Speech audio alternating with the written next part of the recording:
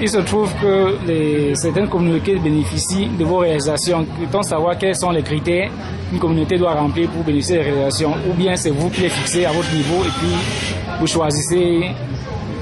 Excusez-moi, tout à l'heure il y avait du bruit, vous savez, on est dans une foire, hein.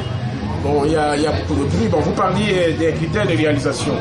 Il faut savoir qu'au départ, le PNDP, dès sa gestation, le gouvernement a veillé à ce que l'ensemble des communes en milieu rural, l'ensemble des communautés de notre pays soient touchées. Donc je tiens à rassurer d'emblée les populations camerounaises que le PNDP est présent ou sera présent d'ici quelques temps dans toutes les communes et les communautés en milieu rural de notre pays. S'agissant à présent des critères, il faut dire au départ que nous ne sommes pas une machine à financer les projets. Nous ne sommes pas une machine à financer les micro-projets, auquel cas on se substituerait par exemple au FECOM, qui est la banque des communes telle qu'on la présente. Nous sommes un outil d'accompagnement de la décentralisation. À ce titre, la plupart des études stratégiques qui ont permis à l'élaboration des lois, à la promulgation des lois, à la prise d'arrêté en matière de décentralisation ont été réalisées par le PNDP, bien sûr de concert avec le MINAT.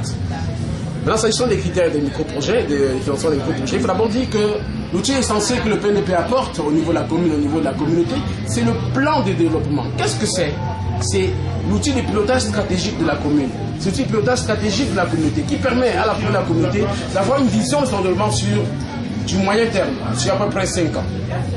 Et dans ce plan de développement qui est élaboré de manière participative, sont concentrées les priorités des populations, les priorités de la commune. Et quelques-unes sont financées par le PNDP. Le plan étant celui de la commune et de la communauté, le bénéficiaire peut également s'adresser à d'autres guichets de financement pour voir ses priorités prises en compte.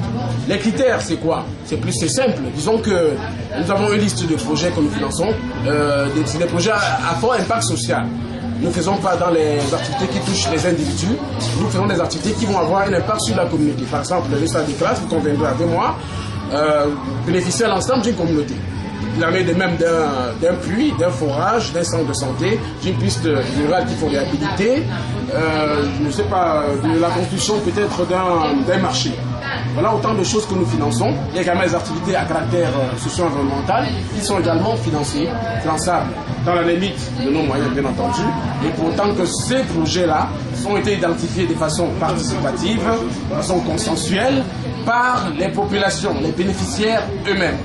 Nous ne sommes pas là pour pouvoir imposer les choix aux populations. C'est pour ça que certains projets ont échoué, parce que l'État central décidait depuis le sommet des priorités à financer au niveau des populations. Maintenant, la tendance est en train de s'inverser. C'est pour ça que le MINIPAD aujourd'hui a élaboré le manuel, le guide de planification pour que les priorités soient essentielles au niveau de la base et qu'au niveau central, on puisse maintenant voir quelles sont les compétences, les ressources qu'il faut transférer au niveau des populations pour que les populations soient elles-mêmes celles-là qui décident, n'est-ce pas, de quelles priorités sont à financer et qui sont utiles pour elles. C'est un peu ça le concept, la démarche du programme. Bien entendu.